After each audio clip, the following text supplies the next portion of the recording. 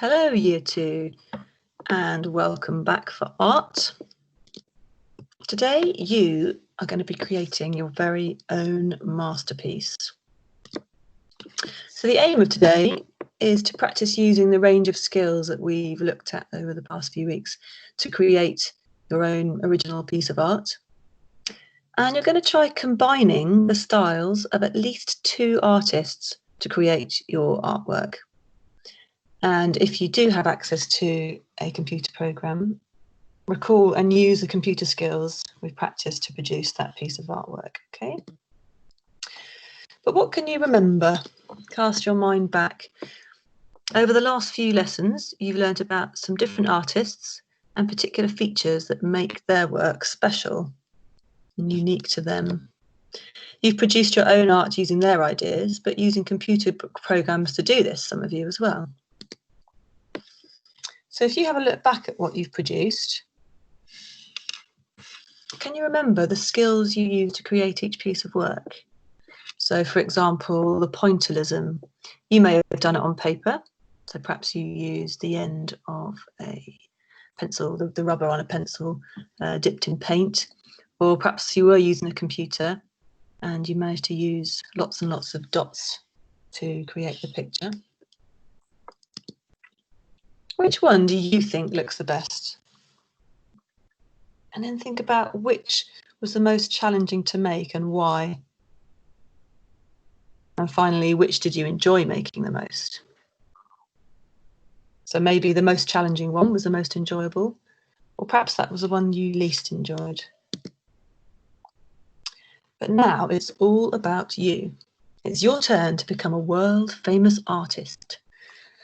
You're going to combine some of the different skills you've used to produce your own original piece of artwork. So you need to think about, how are you going to get your image onto the screen? Are you going to upload a picture or download an internet image that you like, or scan in your own line drawing, for example? It may be a file that you already have, a photograph or something, that you might just need some help from an adult to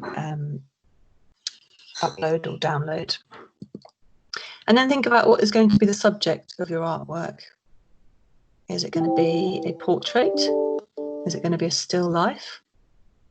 Is it going to be a landscape?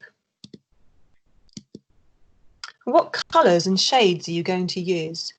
Because remember, we've been trying to create different moods and emotions using different colours, haven't we?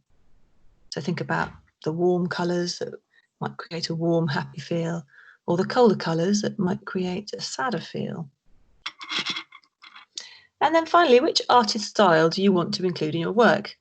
So remember, we had Georges Seurat, who did the pointillism.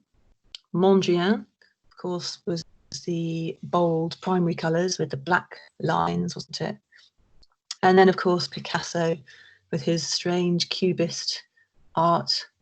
So think about which ones you might want to use, but be selective. So don't make your work too complicated. You might have realised by now that if there's too much detail and it's too fiddly, you may not be able to add colour exactly where you want it. So not too much detail. If you use too many different styles, it becomes a really busy picture and your eye just won't know what to focus on. And too detailed a drawing will make it difficult to complete in time. I don't expect you to be spending hours and hours and hours on this.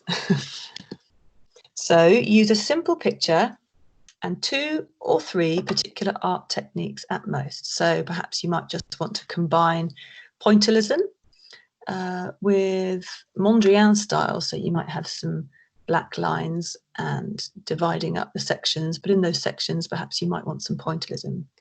So be creative. And remember, you can use copy and paste and different colour combinations to make your image more complex.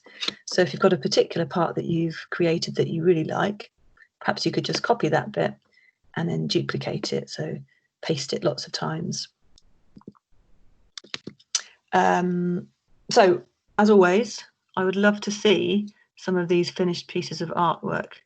I'll perhaps have a go as well, and you can compare yours to mine.